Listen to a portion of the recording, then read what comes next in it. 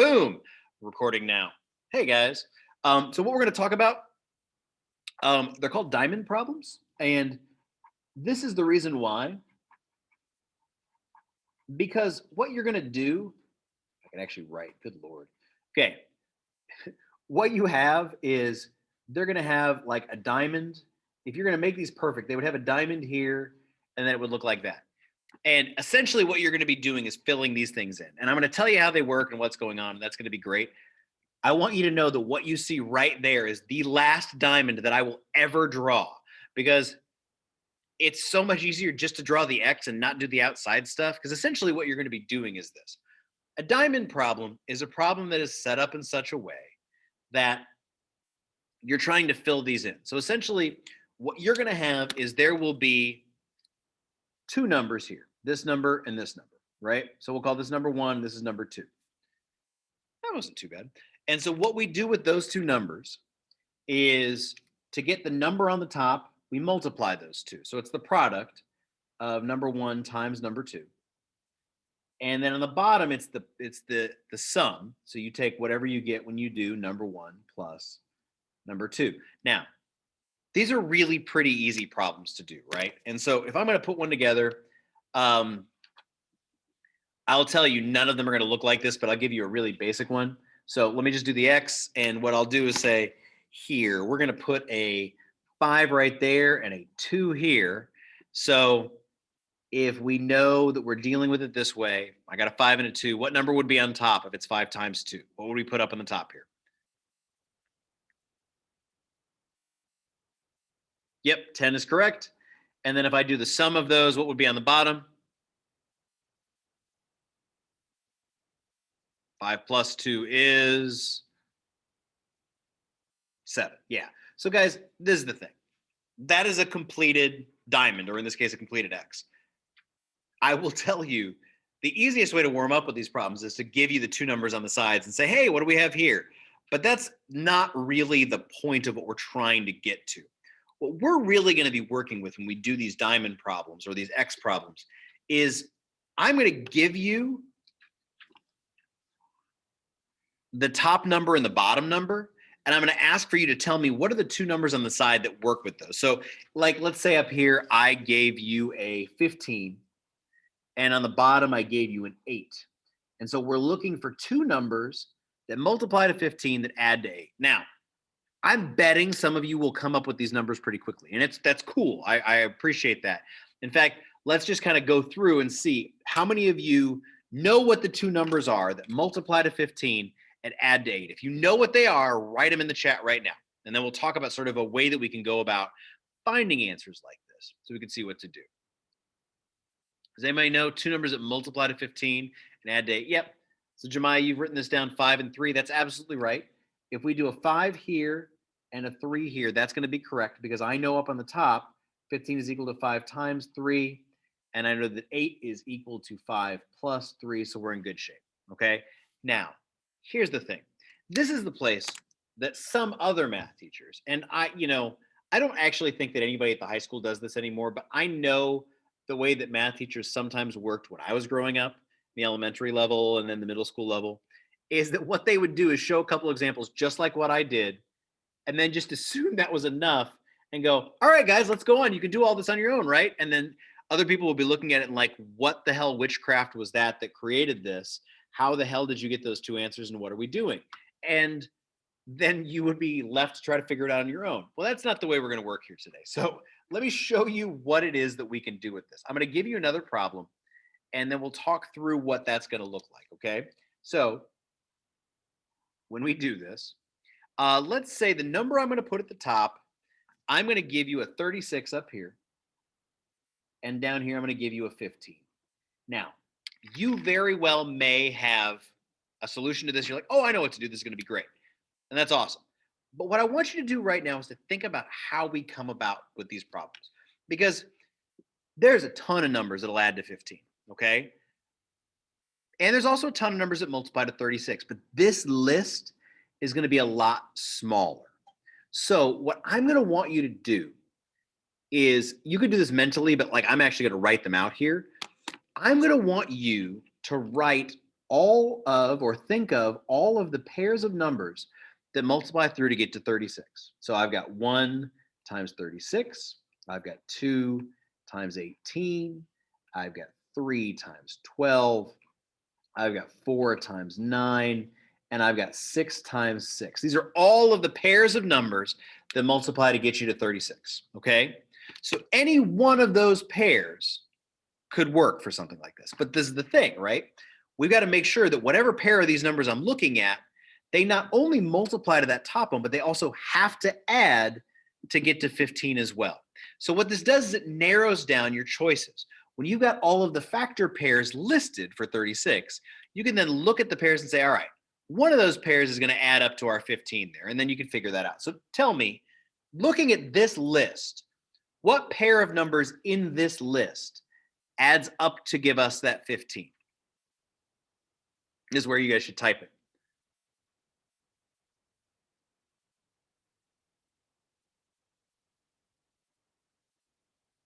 So which pair of these numbers here adds up to 15? We know they all multiply to 36. Which one adds up to 15?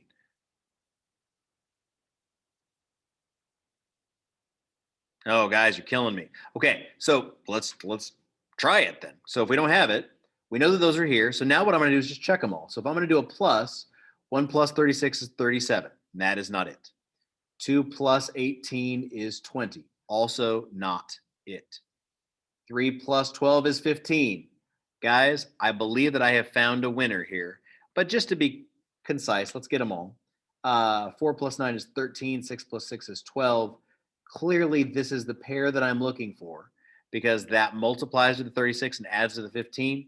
So the numbers that I have on the side here will be 3 and 12. And that completes my X or my diamond that I'm trying to get here. Now, does that make sense to you how I'm coming up with these things? This is where somebody has to say yes or no. Does this make sense to you? That's appreciative. I'm down with that. Let's do a couple more to make sure we kind of understand what's happening here. So when we're coming up with these problems, what we're trying to do is just find a pair of numbers that fulfills both requirements. We basically have multiplies to this, adds to this, okay? So I'm going to take this one off so we can have a couple other things that we're looking at here. Let's say I'll make my X, we'll go up to the top. You don't need to see that one. All right, so if I do my X up here, let's say that the two numbers that I'm looking at are going to multiply to 28, and they are going to add to 11, okay? So let's think about that for a second. I'm looking for two numbers, multiply to 28, that add to 11. So I'm looking for the two that we have on the side here. So again, my process is you start with the top number, and we list the factors. Now I'm going to show you something. This is something I'm going to put on Google Classroom as a resource for you to use.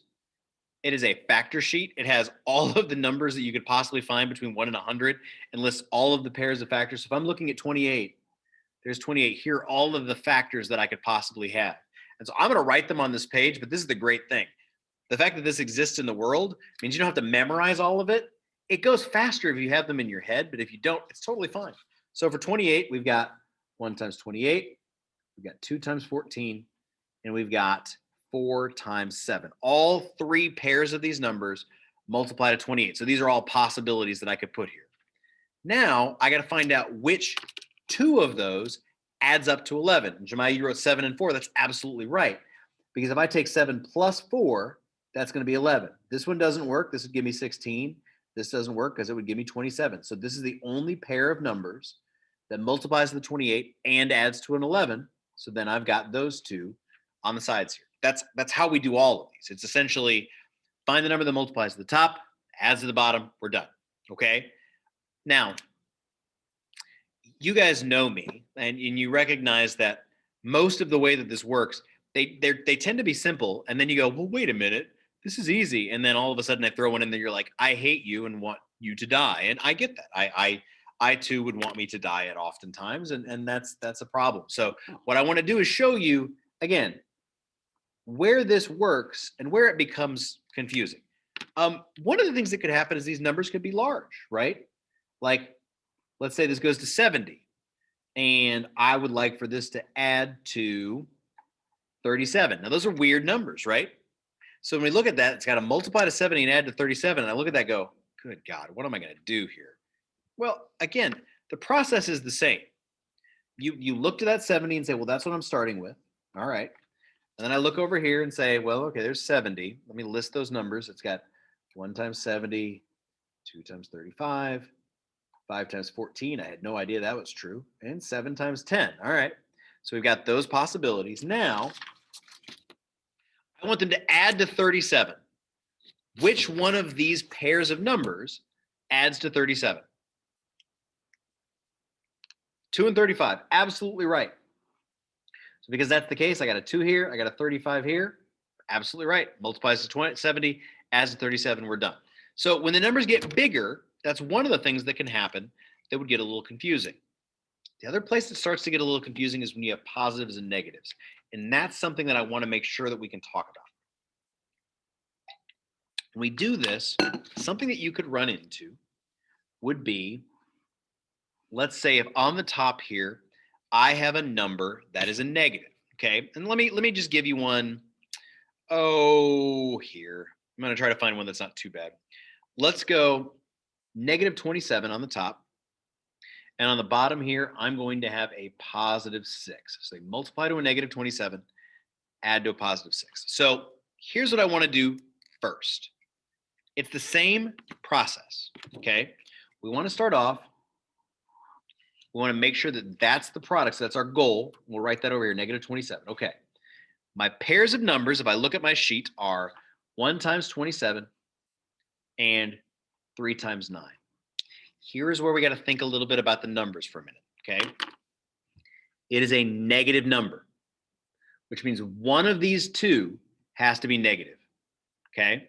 So it'll be either negative 27 times 1 or negative 1 times 27, negative 3 times 9, negative 9 times 3.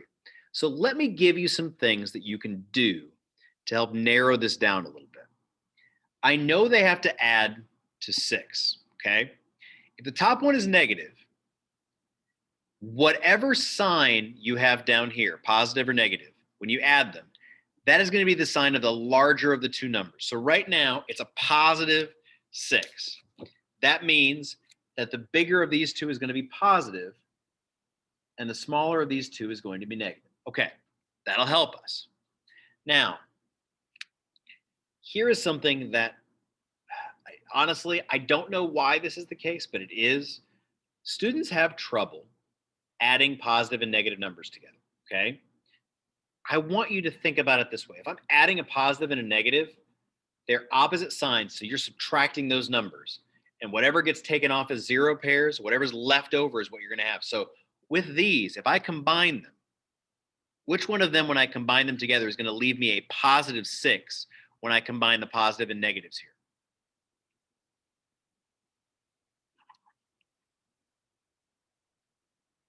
Anybody?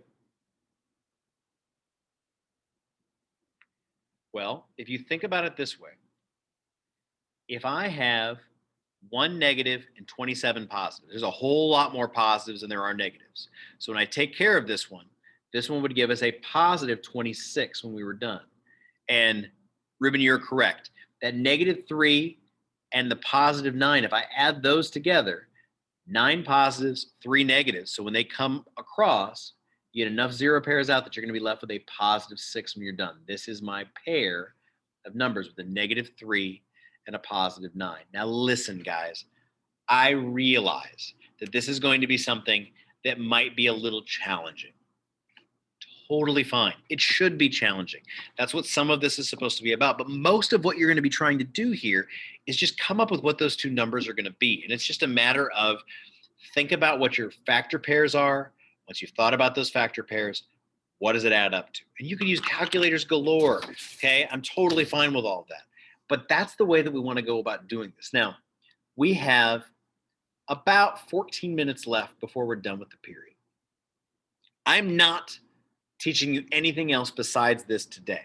And so what I want to show you really quickly is what you guys will have on your Delta Math when you go there, because this is essentially what the assignment is for today. If I can get there, let's see if I can get there right now. Oh, come on. All right. So if I take you to, is it here? Sure is. If I take you to Delta Math, you are going to have, we look at all of our assignments. The assignment you're going to have here, it's called Diamond Problems, Algebra 1 Diamond Problems. That is the one that goes along with doing these, okay? So what I want to show you are the types of problems you're going to have for this. And they're really, really easy. You'll have the X game level 1 and the X game level 2. Level 1, I believe, is all positives, okay? So you click on this, it's literally exactly what we just did.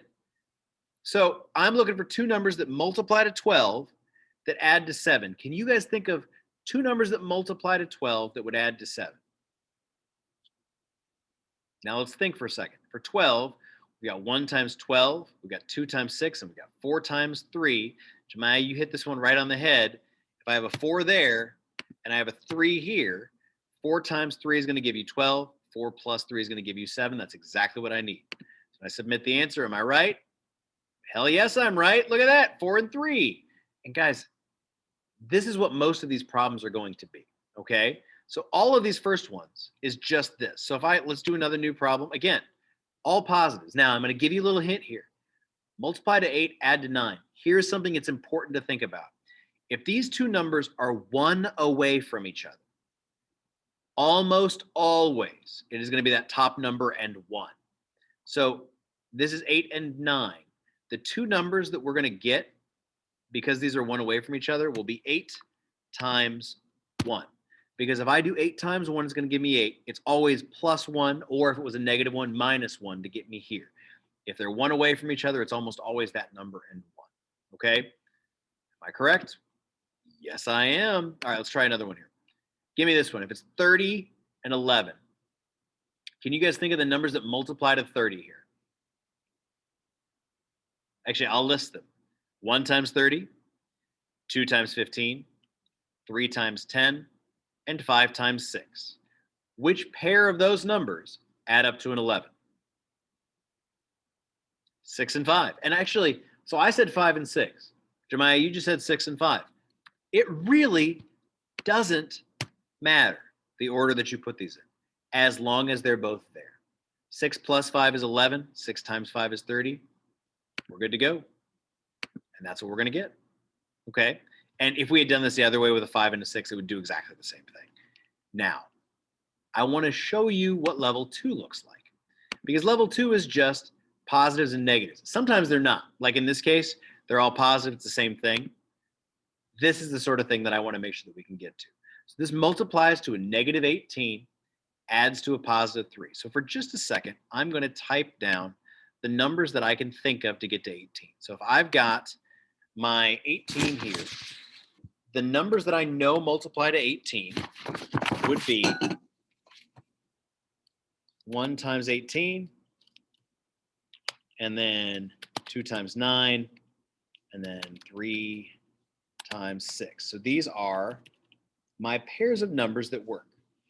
But because this is a negative 18, one of these has to be negative. And for me, I always look at this and say, well, it's a positive 3, which means the bigger column is the one that's going to be positive. This is going to be a negative, this is going to be a negative, and this is going to be a negative. Which pair of numbers here, when I use it, adds together to give us a positive 3? Does anybody have an idea with this one? I'm going to see what people type.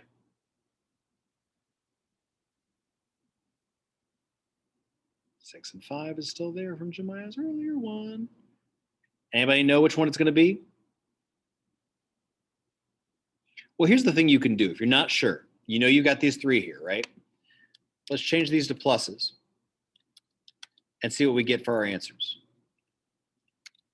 And guys, you could totally use a calculator to do this, okay? Negative 1 plus 18 is going to be 17. We're looking for 3, so that's not going to be it. Negative 2 plus 9 is going to be 7. Still a little too big, so that's not going to work with our 3. Negative 3 plus 6 is going to be a positive 3. We have found our pair of numbers that we're going to be looking at, okay? So with this, if it's going to be that, that means that right here, I need to put a negative 3. Right here, I need to put a positive 6. And that's what we get for this one. Submit the answer. Is that what I want? Sure is. Hooray! And then they show us it's exactly the same thing we just did. These multiply to a negative 18. These add to a 3. And that's what we're looking at, okay? Now, here's the deal, guys. I have 8 minutes left in class. And normally, I would just keep talking and talking and talking because that's kind of the way that this works. But that's not what I want to do.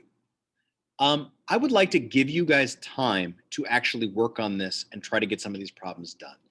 Most of what I want us to be able to do when we come back in tomorrow is just talk about how did you guys do, what did you come up with, what were problems that you had, and you could ask some questions like, hey, can you go through a problem like this one? And if you give me the numbers, I will go through problems and answer the questions for you. But for real, I want to know if anybody has anything that they need right now. So I'm going to stop sharing. And I am going to ask you guys, does anybody need anything, any help with anything on this right now? Because I don't have anything else I can present to you. I just want you to go in and try these. Does anybody need anything right now?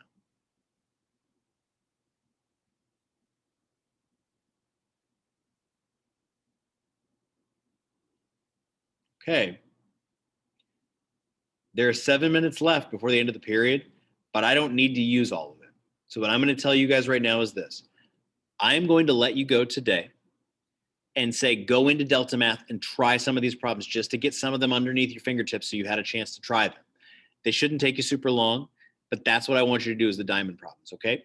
So go do that. When we come back in tomorrow, we're going to do a couple other things, but that's the place to start. So, Bye, Mr. Bechtel. Have a great day. You have a good day too, Ruben.